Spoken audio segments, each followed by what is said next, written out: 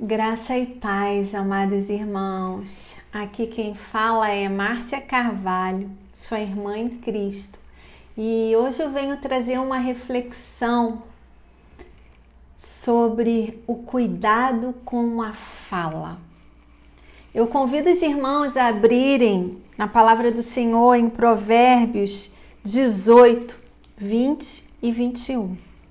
A palavra diz assim: do fruto da boca o coração se farta.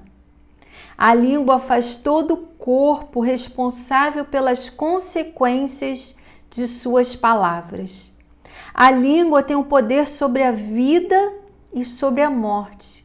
Os que as usam habilmente serão recompensados. Algumas versões dizem que do que produzem os lábios, ele se satisfaz. E inúmeras são as advertências quanto ao nosso falar na palavra do Senhor. Inúmeras. Os versículos que a gente vai refletir sobre hoje diz que a morte e a vida estão no poder da língua. A nossa fala tem o poder de abençoar ou de amaldiçoar. Ao longo das Escrituras Sagradas é revelado que uma língua abençoadora é aquela que é controlada, que é cuidadosa, aquela que encoraja. E também nós somos alertados que uma língua enganadora é aquela língua caluniadora, fofoqueira, maledicente, aquela língua descuidada que causa destruição. A língua pode ser a rainha do disfarce, o cavaleiro do engano, a pervertida da sedução. Tanto pode ser usada para falar coisas bonitas e encorajadoras, como também esconde coisas terríveis. Ela é capaz de ser suavemente bajuladora e agir violentamente açoitando. Quando utilizamos nossa fala ou deixamos de utilizá-la, cheios, repleto do Espírito Santo e sua sabedoria, ela é repleta de pureza, de paz, de consideração com os outros, de submissão, de misericórdia, de sinceridade, de imparcialidade, de bondade. José é um dos diversos exemplos que nós temos na Bíblia de uma língua controlada. As Escrituras nos dizem lá em Gênesis 42, 8 e 9, que José, quando já era governador e os seus irmãos foram lá para comprar alimento, diante de toda aquela escassez, José se calou sabiamente. Ele se calou. A Escritura nos vai dizer que então se lembrou José dos sonhos que tivera a respeito deles e lhes disse: vós sois espiões e vieste para ver os pontos fracos da terra. José foi sábio, preferiu calar-se a humilhar os irmãos ou então a falar de tudo que é ruim que ele fez, que ele sofreu. Não, ele decidiu calar-se. Quando utilizamos nossas falas cheias de ciúme, ambição, egoísta, preocupação e desejos terrenos, pensamentos e ideias que não são espirituais, desordens, maledicências, estamos motivados por Satanás. Jesus, no conhecido Sermão da Montanha, ele nos adverte lá em Mateus 5, 21 e 22. Vocês ouviram o que foi dito aos antigos? Não mate. E ainda, quem matar estará sujeito a julgamento. Eu, porém, lhes digo que todo aquele que se irá contra o seu irmão estará sujeito a julgamento.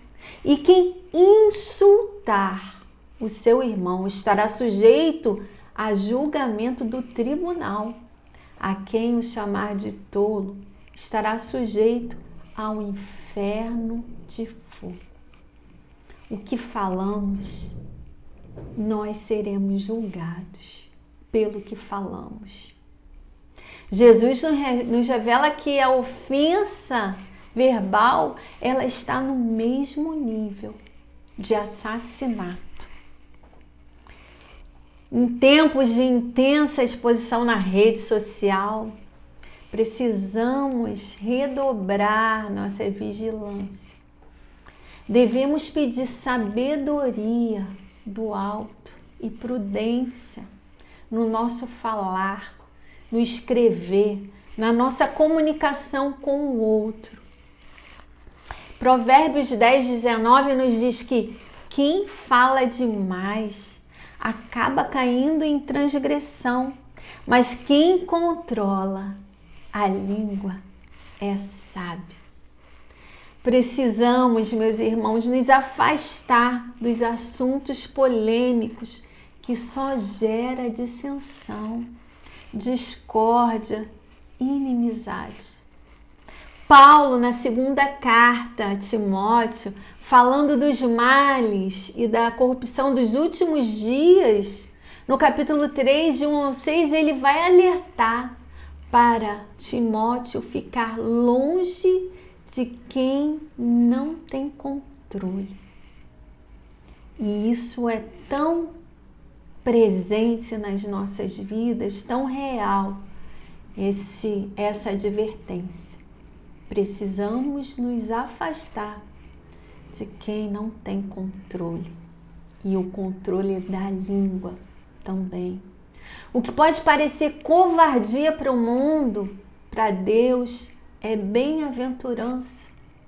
Nós nos calarmos, nós até levarmos a culpa, não nos defendermos, porque o nosso Senhor Jesus Cristo vai nos dizer em Mateus 5,5 que bem-aventurados os mansos, porque eles herdarão a terra.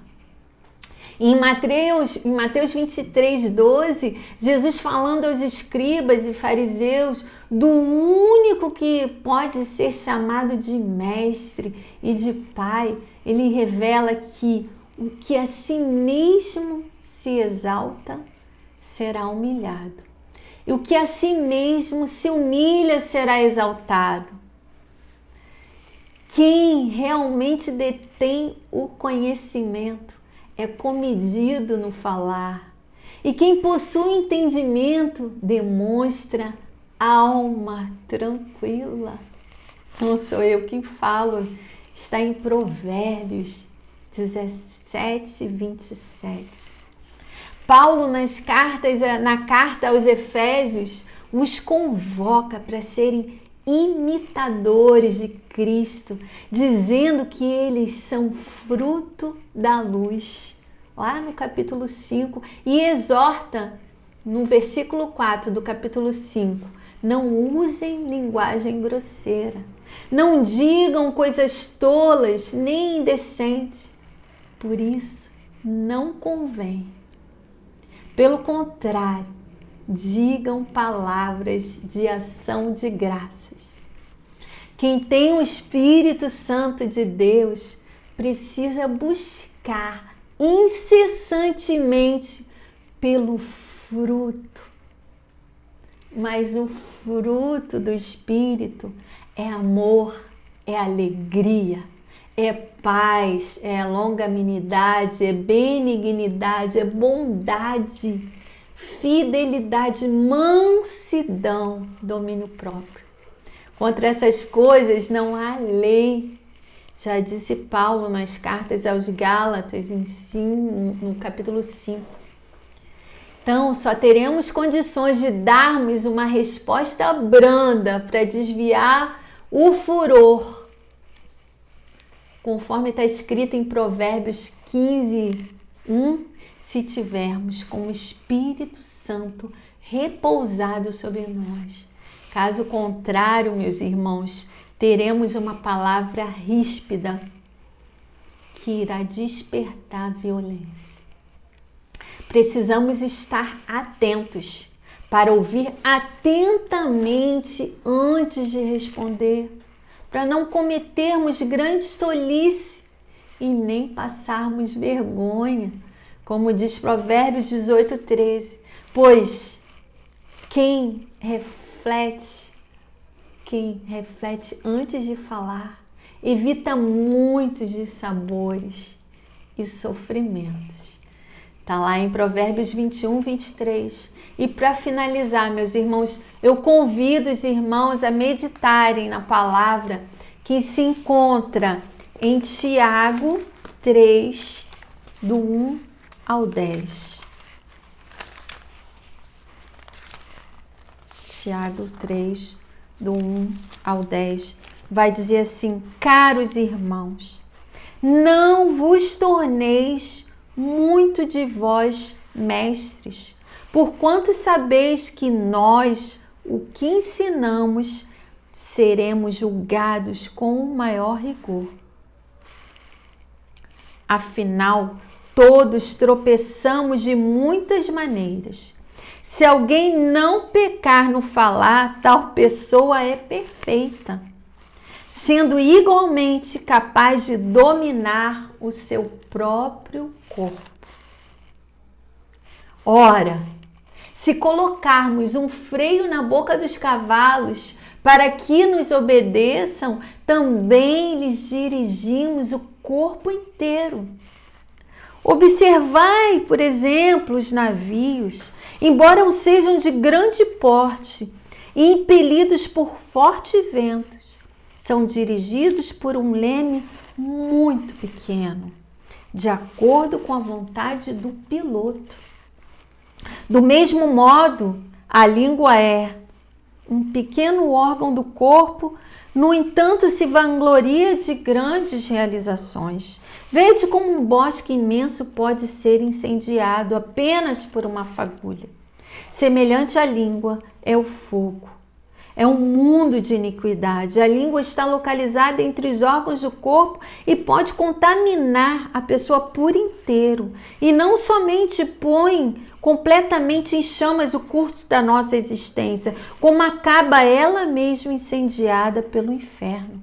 Pois toda espécie de feras, aves, répteis e criaturas marinhas é possível domar e, de fato, tem sido domada pelos seres humanos. A língua, contudo, nenhuma pessoa consegue dominar. É um mal incontrolável, cheia de veneno. Com a língua bendizemos o Senhor e Pai, porém com ela amaldiçoamos nossos semelhantes, criados à imagem e semelhança de Deus. Da mesma boca procedem bênçãos e maldição. Meus queridos irmãos, isso não está certo. Acaso pode uma mesma fonte jorrar água potável e água salobre? Ora, meus irmãos, é possível que uma figueira produza azeitona ou uma videira figos? Assim também, uma fonte de água salgada não pode jorrar água doce. Irmãos, nós somos luz, nós somos sal na medida certa. E para continuarmos brilhando, resplandecendo a luz do nosso Senhor Jesus Cristo, precisamos ser comedidos. Precisamos ter uma língua cuidadosa e controlada. Em nome de Jesus, eu oro para que, antes de falar, o Senhor nos faça refletir. Para que, antes de responder, o Espírito Santo de Deus esteja conosco para refletirmos.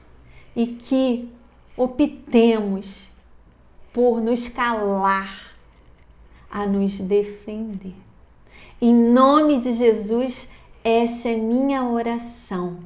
Amém, amém e amém.